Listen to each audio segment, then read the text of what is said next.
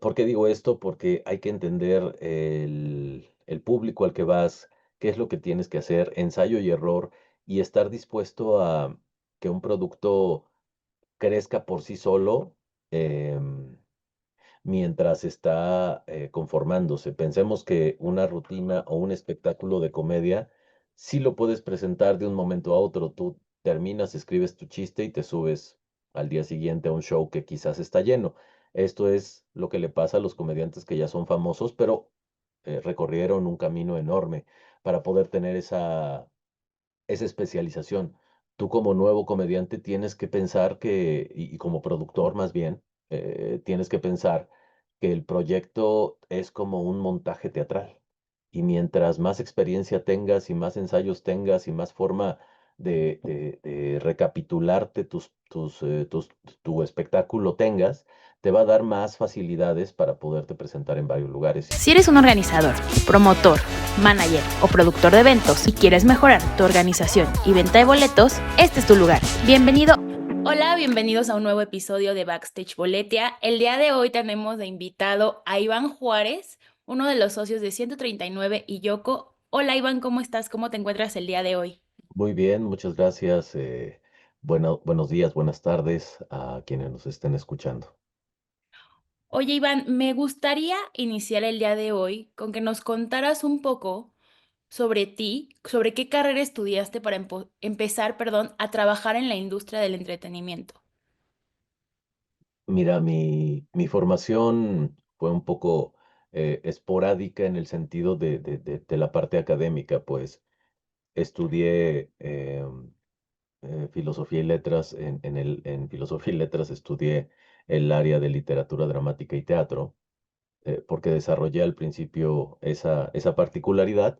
Sin embargo, mientras trataba de hacer teatro independiente, pues estaba trabajando en un espacio eh, del gobierno de aquellos años, y eso me hizo llevar a hacer una carrera de promotor cultural, un diplomado que me dio estar trabajando en esa área pública. Y bueno, pues como a la mitad de ese diplomado tuve la inquietud de hacer un cortometraje, por los años 90, por el 98 más o menos, y eso detonó, una vez que había terminado este diplomado, que me propusiera a estudiar, en tal caso cine, porque me había gustado esa área. Yo estaba entre estudiar letras y estudiar cine, un poco diverso.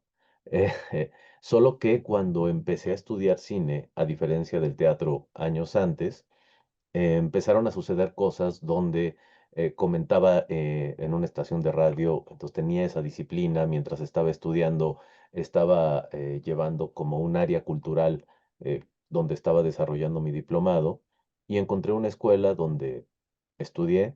Y una vez que estudié cine, digamos que una cosa me llevó a la otra, de manera muy fácil, y acabé trabajando de productor en Argos, una empresa mexicana de producción independiente muy grande, y ahí fui productor pues 15 años en Argos Comunicación. Entonces, digamos que toda la parte de estudios que tenía previa, realmente la parte de estudiar cine y enfocarme en la producción, eso fue lo que me llevó hasta producir cosas en televisión.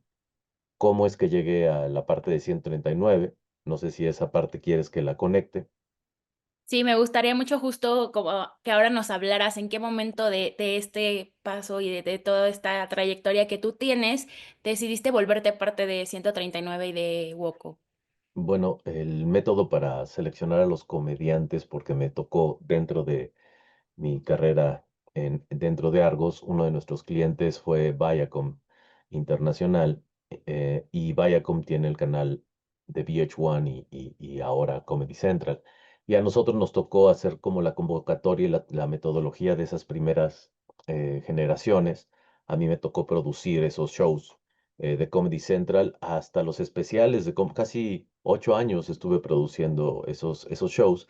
Y eso me llevó a que una de las metodologías para seleccionar a los comediantes en Ciudad de México era precisamente utilizar un espacio llamado Woco, que está en la Condesa, y que ahí acudían muchos comediantes regularmente. Entonces, pues yo conocí el espacio, lo tenía como un espacio que asistía regularmente precisamente para ver talento y por una situación extraña conocí a uno de los socios del Woco mientras estaba produciéndose un festival que se llamó Comedy Fest hace como 10 años que se hacía en La Condesa, mientras nosotros filmábamos los especiales de comedia de Comedy Central. Y una vez que surgió ese proyecto, pues mi socio ahora me invita a colaborar, a ver si quería hacer algo diferente en el espacio. Y fue así como me empecé a involucrar un poco, pero no fue sencillo porque yo estaba acostumbrado a producir eh, televisión, que es un proceso completamente diferente porque te estás preparando, en este caso, para estos contenidos de Comedy Central entre muchas otras cosas, pero enfocándome a ese, preparabas un proyecto durante 3, 4 meses para seleccionar a la gente, grabar 4 días intensos para tener toda la temporada y te olvidabas de ese proyecto.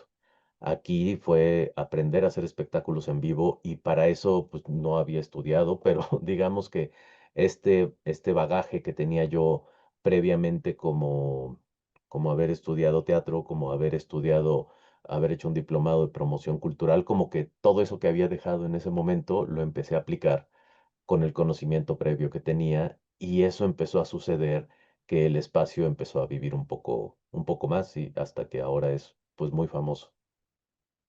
Oye, bueno, en el tema del día de hoy vamos a hablar justo de que ustedes son los especialistas en el stand-up en la Ciudad de México y me gustaría preguntarte, ¿cómo es que tanto 139 como Woco se han convertido en referentes del stand-up de México? O sea, ¿cómo le hacen para equilibrar esta parte artística con la visión de negocio que ustedes tienen? Pues mira, ha sido un proceso muy largo. Yo creo que no es un ABC como tal, sino ha sido un gran ensayo y error de situaciones como te conté hace un momento. Aprender a hacer negocios en vivo para espectáculos en vivo es completamente diferente y la estrategia cambia completamente. ¿Qué es lo que hemos tratado de conformar en este tiempo? Llevamos prácticamente 8 años, 8 o 9 años conformando el proyecto que se llama Círculo Comedy, que son los shows que se administran en Woco y 139, que es el piso uno y piso de abajo. Y hemos hecho pues esta especie de círculo donde abajo se presentan regularmente los comediantes muy nuevos, pero con un rigor de especialización en la comedia muy fuerte, porque mientras más te subas, hay una oferta de trabajo que te puede dar porque va llenando el espacio.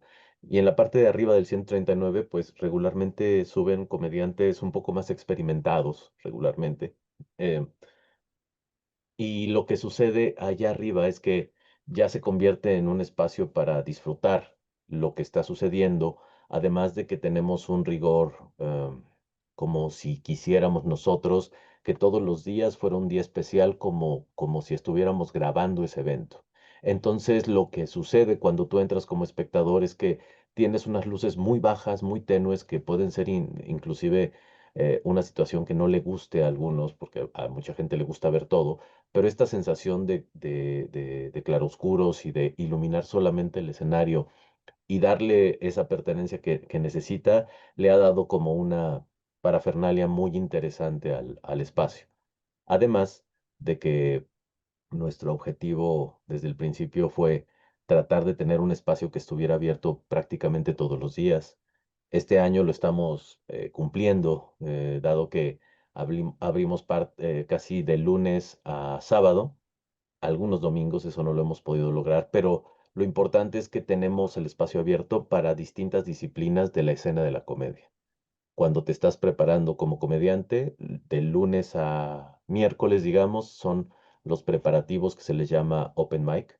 Es donde preparan los chistes las personas y empiezan a preparar lo que será un espectáculo y eso hace que les demos acceso a la gente de manera gratuita. Ese acceso hace que la gente pueda acceder y ver a nuevos comediantes y decir, ah, mira, este me gusta, lo guardo para quién sabe un día que se vaya a presentar. Y esa dinámica nos ha hecho que no solamente venga nuevo público, sino que esté constantemente ocupado con nuevos comediantes porque les ofrecemos ese espacio. Y digamos que creo que esa es la gran combinación que tratamos de hacer. Una oferta de un negocio donde los comediantes se muestran en cierto momento, pero que si no los ves en vivo cuando están probando chistes, pues a lo mejor no te animas. Pero una vez que ves a alguien en vivo, te vibra, dices, este tengo que verlo cuando esté dando show en vivo, ¿no? Entonces creo que eso nos ha ayudado mucho a crecer de manera exponencial.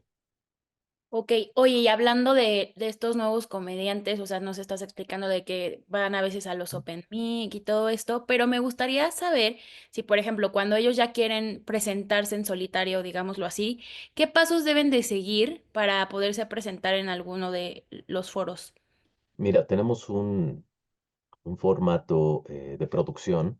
Yo lo llamo así de producción porque es como yo trabajé toda mi vida en televisión, entonces en televisión y algunas series y publicidad, que era formar equipos y grupos para un proyecto. Entonces yo tengo equipos de productores en Woco, que son como observadores del proyecto. ¿Y quiénes son estos productores de Woco? Pues son mis mismos trabajadores que están trabajando en el 139. Ellos trabajan, digamos, de lunes a viernes, son mis trabajadores en el 139 y los fines de semana se convierten en productores que tienen que contratar a sus mismos compañeros de trabajo. ¿Cómo hago este proceso? Es que yo a los productores les cobro una renta muy mínima y si ellos lo trabajan bien y lo producen, la ganancia es para ellos. ¿Cuál es la ganancia? Sobre el boleto hacemos un acuerdo con el comediante de porcentajes y digamos que esto es un incentivo para los trabajadores que tienen ya un producto donde si llenan pueden ganar mucho más dinero. Entonces esto me ayuda mucho a que hagamos un sistema de ganar-ganar, donde mis trabajadores están trabajando no solo para sus propios proyectos, aprendiendo a producir, mientras que entre semana están trabajando para a que aprendan a montar cámaras, switchar, hacer cosas, y esto hace que ellos estén observando todos los días a los nuevos comediantes. Todo esto que sucede todos los días de la semana y ellos hacen un gran filtro para poder tener a los comediantes que van a destacar o que están llenando o que por alguna razón pegó su clip en TikTok o en Instagram, porque también esa es otra de las grandes virtudes que ha tenido el espacio. Se ha convertido en un set de televisión, la parte de afuera del 139 y del Woco, porque pues es un espacio natural donde pueden estar grabando sin problemas y eso también ha conectado que pues esté una experiencia 360 para el comediante. Mientras mejor y más veces vayas al 139 o a Woco, mucho más fácil te vas a profesionalizar o vas a empezar a ganar de esto y la gente te va a ver. Oye, ahorita justo nos comentas que uno de los grandes diferenciadores de Woku y de 139 es que cada comediante, cuando se presenta, pues tiene este contenido de video. ¿Y cómo te surgió a ti esta idea de que no solo se presenten y pues se den a conocer en estos espacios, sino también crear este contenido de video que les pueda ayudar, justo como dices, a darse a conocer o inclusive pues a que tengan más presentaciones en los mismos espacios? Pues fíjate que creo que esta pregunta nunca me la había hecho porque a veces das por hecho que las cosas sucedieron y es todo un proceso de ensayo y error.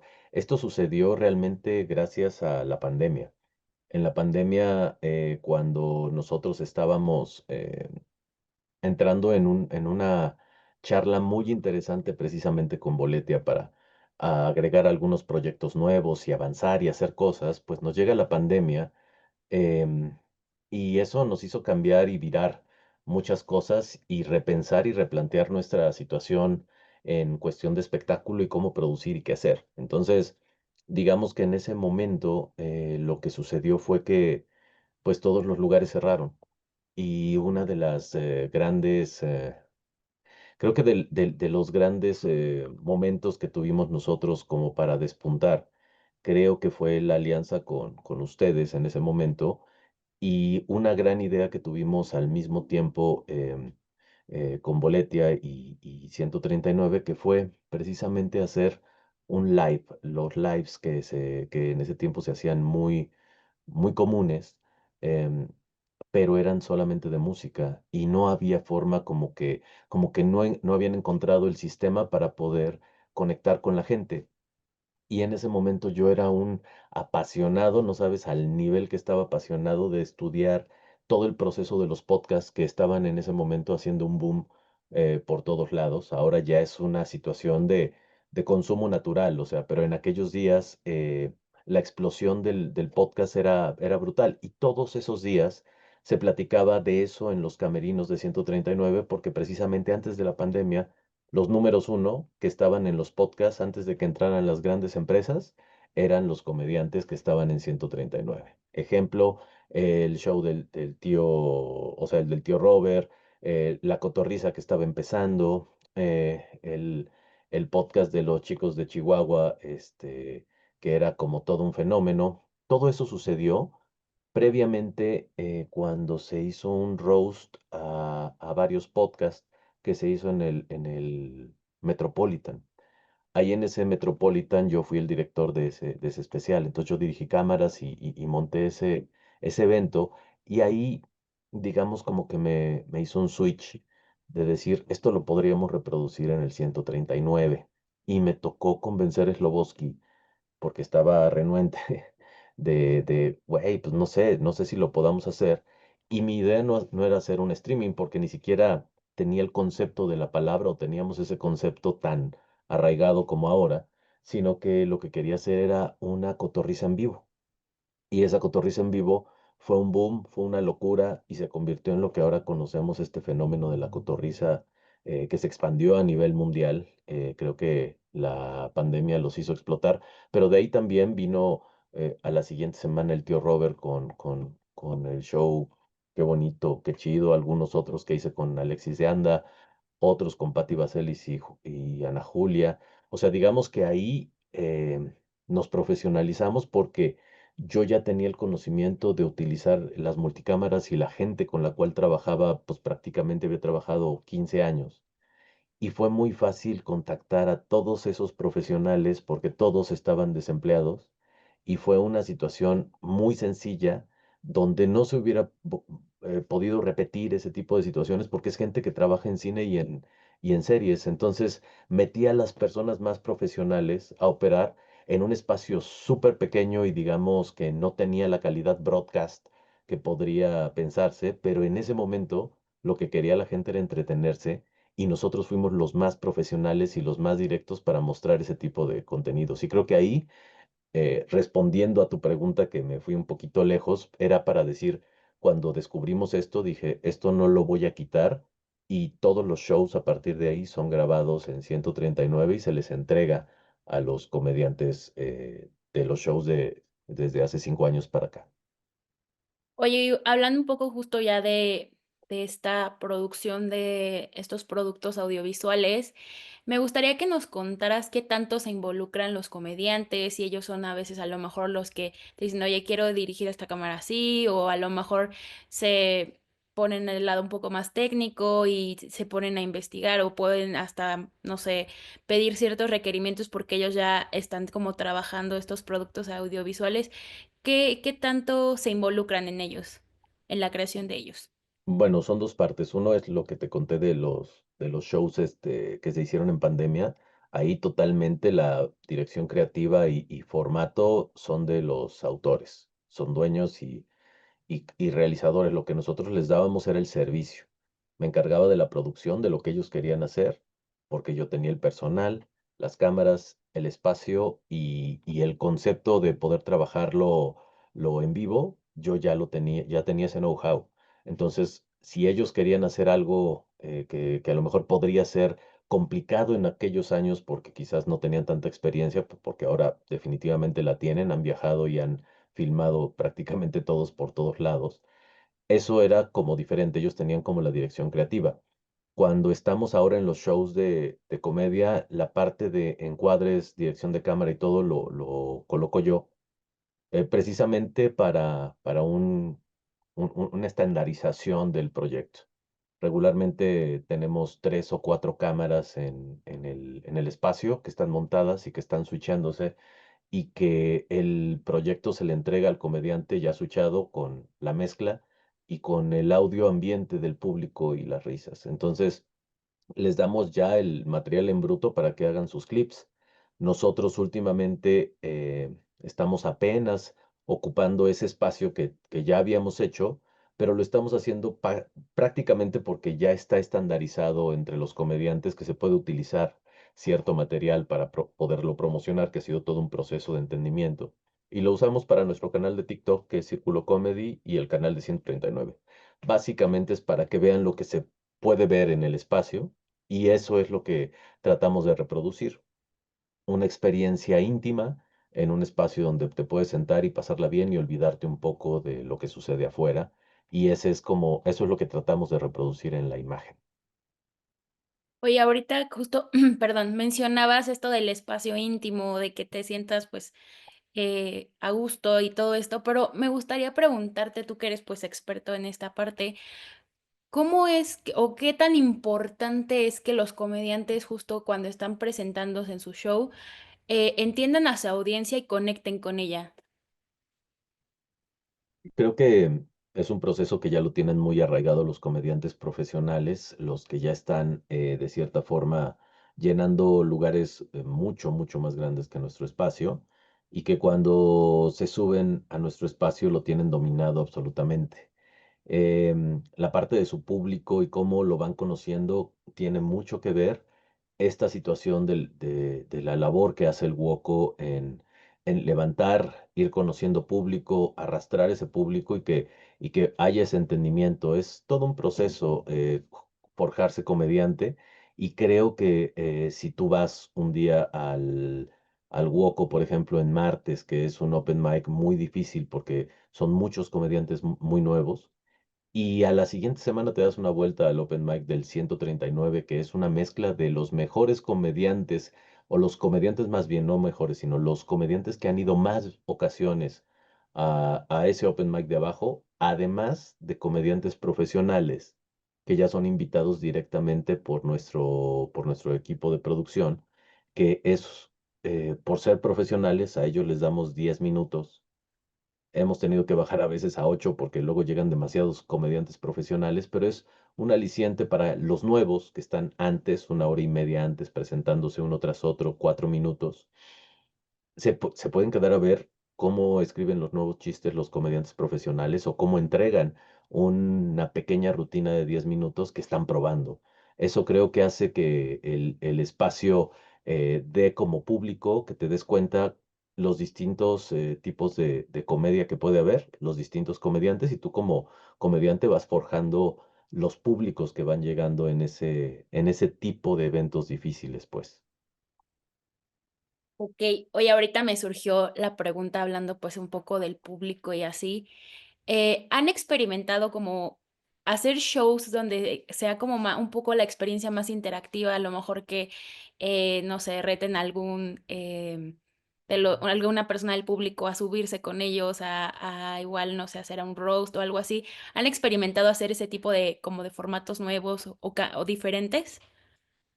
Fíjate que al tener dos venues donde queremos y aspiramos a tener shows en ambos venues todos los días de la semana, evidentemente tenemos que innovar y tratar de sacar formatos de distintas formas. Y lo mejor de todo es que muchos de esos formatos son propuestos por los mismos comediantes.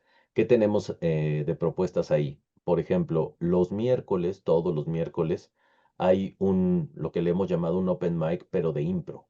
O sea, gente que se dedica a hacer impro o que no se dedica a hacer impro puede asistir ese día.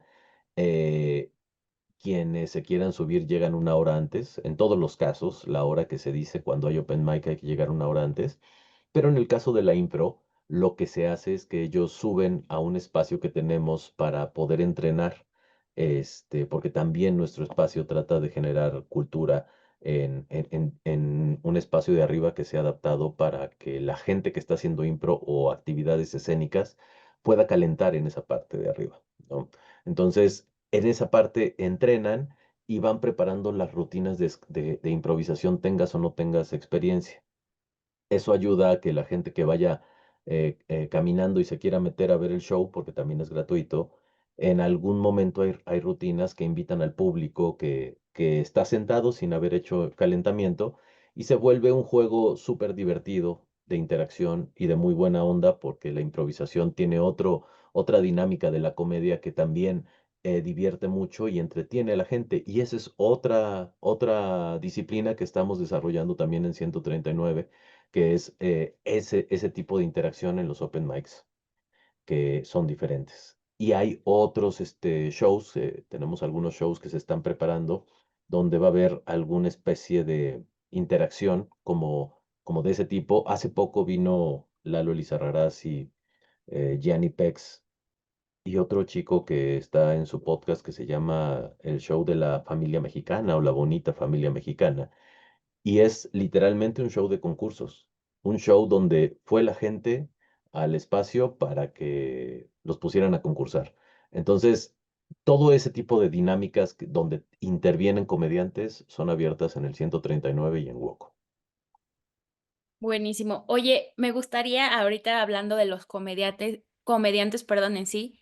Oye, ¿tú tienes alguna colaboración soñada que te gustaría concretar o que te gustaría hacer, no sé, a lo mejor un proyecto con alguno de estos comediantes? Me gustaría que nos compartieras un poco de eso. Pues yo siento, sin temor a equivocarme, que hemos podido trabajar a lo largo de nuestra vida y en el 139 se han presentado, si mal no recuerdo, los mejores comediantes de comedia de stand-up de este país. Al menos todos los que han hecho o los que estuvieron haciendo especiales en Netflix han estado en 139, ¿no? Desde Franco Escamilla hasta el último que se haya presentado en ese tipo de especiales.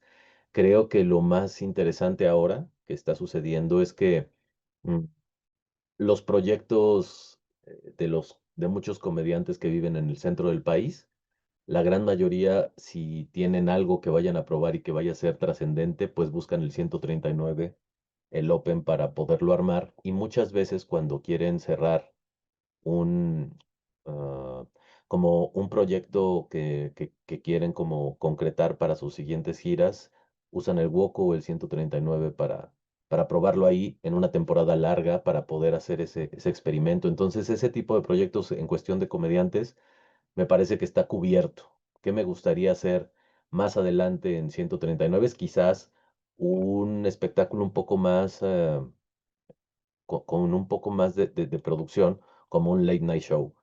Estamos trabajando para ello, para que podamos tener un espacio que la gente asista al lugar simplemente porque es un centro de diversión y es parte de la comunidad que es tan sui generis en la Condesa, porque gracias a ciertas situaciones que suceden en ese lugar, podemos tener desde comediantes que vienen de Catepec hasta comediantes que vienen de cualquier parte del país y comediantes de los que son pues como de clase más alta, ¿no? Entonces todo se conjunta en ese espacio. Los días jueves nosotros tenemos un open mic en inglés para la comunidad que quiere aspirar, quiere consumir eso también en inglés. Y no solamente eso, sino que muchos de los comediantes que van ya son de habla inglesa y pueden mejorar su inglés los comediantes que quieren mejorar estos chistes o estas bromas. Entonces, digamos que parte del proyecto es, em, no sé si exista esto ¿cómo se llama? En el lenguaje sociológico, pero digamos que así lo he ido concibiendo, pues somos un espacio como un centro cultural, pero privado, en el sentido de hacerlo muy multicultural y multisociológico, porque lunes, miércoles y viernes tenemos a unos chicos que entrenan freestyle en el piso de arriba, entonces a veces tenemos hip hoperos ensayando freestyle, literalmente ensayando como deportistas rigurosos, es impresionante ver cómo entrenan estos chicos. Y al lado los, ¿cómo se llama? Los improvisadores tomándose sus fotos para sus concursos y haciendo ese entrenamiento que te digo, te lo digo porque está muy fresco. Hoy estamos grabando en jueves y eso sucede los miércoles regularmente. Entonces, de ayer vengo de esa imagen que es como muy interesante, que lo que estamos buscando es sí, ganar dinero de ello y hacer como un confort para que todos podamos vivir de esto, pero sí de verdad integrar a toda la comunidad artística que se une a nosotros, porque pues, es la única forma de sobrevivir en esto. Oye, ahora también me gustaría que nos compartieras alguna anécdota de alguna cosa que a lo mejor en toda tu carrera haya salido mal, pero que te dejó un gran aprendizaje para que los organizadores que nos están escuchando, pues conozcan un poco más de estos aprendizajes que has tenido a lo largo de tu trayectoria. Bueno, creo que las situaciones de cosas que pueden salir mal son inversamente proporcionales de las cosas que te salen bien, porque muchas veces ni siquiera te das cuenta que un error te puede llevar a una idea exitosa. Te cuento un poco, yo estaba muy aferrado en hacer concursos, bueno, siempre he estado aferrado, eso no es algo que se haya quitado, siempre hago concursos de comedia desde hace como 8 años. Mi primer concurso lo hice, que se llamó Stand Up Wars. El ganador fue Ricardo Pérez, precisamente hace 8 años, 8 o 9 años. Por ahí estaba viendo recuerdos por ahí. Pero después hice un concurso que se llamó Guerra de Escuelas. Y ese concurso, aunque hice 3 ediciones, o sea, 3 años consecutivos armé ese proyecto, pues creo que yo me aferré a él porque era una imagen que yo quería ver a varios comediantes concursar con sus alumnos y se fue convirtiendo también en una batalla pues, no sé si de egos, pero sí de situaciones de que gente se sentía ofendida por los concursos, por esta situación. Y yo creo que cuando me di cuenta de esto, pude haberlo detenido y no lo detuve. Y ese tipo de proyectos ha hecho o hizo que tuviera enemistades o que se alejaran algunos personajes de la comedia, precisamente por seguir un proyecto que uno como productor dice, este es el bien, pero a veces no te das cuenta que estás cometiendo errores, que los pasas por alto porque estás disfrutando el espectáculo en sí. Pero creo que ahora esa experiencia te da mucho em, aprendizaje para no cometer esos errores nuevamente y tratar de llevar en armonía un producto que pues, lo que queremos todos, me parece, al menos en el área de la comedia y de los espectáculos, digamos, antes de que sean famosos, sucede en 139, ¿no? Antes de que mucha gente en el área de la comedia explote, al menos aquí en el centro del país, ha sucedido en 139. Entonces, cuidar eso es lo más importante, más allá de, de querer ver que arda Troya, ¿no? En espectáculos que uno va a conmemorar mucho tiempo. Y ahora me gustaría también que nos des un consejo que le darías a alguien que está buscando emprender o crear shows de comedia o de stand-up, y que, pues, está interesado, pues, te digo, en esta parte de empezar como a crearlos. Yo creo que hay pocos productores de comedia, no es que no existan, pero creo que en comparación con los comediantes que existen, hay demasiado pocos, o al menos productores que se tomen en serio la parte de producir. ¿Por qué digo esto? Porque hay que entender el público al que vas, qué es lo que tienes que hacer, ensayo y error, y estar dispuesto a que un producto crezca por sí solo, em, mientras está conformándose. Pensemos que una rutina o un espectáculo de comedia sí lo puedes presentar de un momento a otro. Tú terminas, escribes tu chiste y te subes al día siguiente a un show que quizás está lleno. Esto es lo que le pasa a los comediantes que ya son famosos, pero recorrieron un camino enorme para poder tener esa especialización. Tú como nuevo comediante tienes que pensar y como productor más bien, tienes que pensar que el proyecto es como un montaje teatral. Y mientras más experiencia tengas y más ensayos tengas y más forma de recapitularte tu espectáculo tengas, te va a dar más facilidades para poderte presentar en varios lugares. Y muy importante, una idea que tengas como productor para montar un show, ponlo por escrito, trata de hacerte una presentación. trata de escribir bullets para saber de qué se trata tu espectáculo, porque muchas veces los productores solamente buscan cuánto voy a ganar, cuánto se va a hacer, cómo se va a armar, pero el concepto del producto es lo que a veces falta. Y creo que mientras mejor conozcas tu producto, va a ser mucho más fácil que tengas éxito. Muchas gracias por este consejo, Iván. Y te quiero hacer una pregunta que esta es, ¿cómo ves tú o cómo visualizas tú el futuro de 139 y de Woco? Pues con todos estos proyectos que ya nos empezaste a comentar que ya traen en puerta.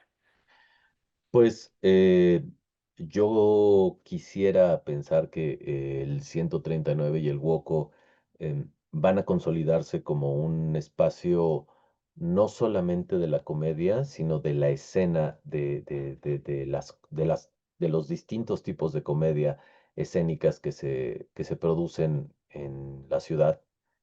Creo que lo que buscamos precisamente en ese espacio, al menos los que estamos al frente de la parte artística del proyecto, es que sea un ícono y un referente para poder hacer más cosas. Y ese es nuestro objetivo particular del espacio. ¿Cómo lo vamos a hacer crecer? Estamos tratando de expandirnos, hacer el espacio más grande en un piso arriba y quizás otro piso arriba, o sea, hacer un centro de espectáculos donde puedas consumir comedia de muchos tipos como si fueran varias salas de cine. Ese es el objetivo en este sentido, eh, si lo decimos coloquialmente. Pero este concepto teatral, que no se pierda esta sensación de que lo que estás consumiendo también es arte porque hay un proceso intelectual y creativo detrás de él, a pesar de que esté tan desvalorado no solamente la comedia como tal, sino el stand-up porque es un concepto que quizás no está tan arraigado en México, en ciertas partes, pero que Ciudad de México ya lleva un avance casi de 20 años con comediantes que ya tienen mucho tiempo acá.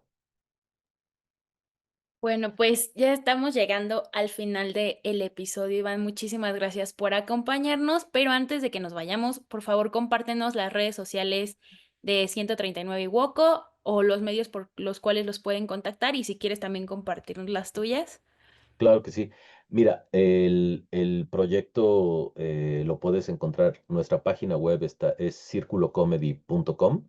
Ahí encuentras todos los shows en nuestra cartelera, lo que tenemos, todo lo que tiene que ver con nuestros canales. Nuestros canales de difusión en Instagram son 100 con letra, 39 con número y en TikTok Círculo Comedy. Por esos espacios nos pueden seguir. Y lo mismo 139 y Woco Comedy Club en Instagram y en TikTok. Nos encuentran por esas redes con nuestros nombres. Pero por eso les digo, si ponen circulocomedy.com, ahí van a ver nuestras redes. Y si quieren contactar conmigo, pues ahí en Círculo Comedy, cuando dice informes, quejas y sugerencias, todo eso es mi WhatsApp. Entonces, si me mandas un mensaje de WhatsApp, te voy a responder yo porque pues es el que uso, porque eso para mí es muy importante. No queremos ser un espacio tan grande como para desestabilizar la atención al cliente. Por lo pronto nos ha funcionado y esperemos que podamos seguir funcionando así. Perfecto, muchas gracias, Iván, y nuevamente agradezco tu tiempo y esperamos volverte a tener por acá en otro episodio. Te agradezco mucho.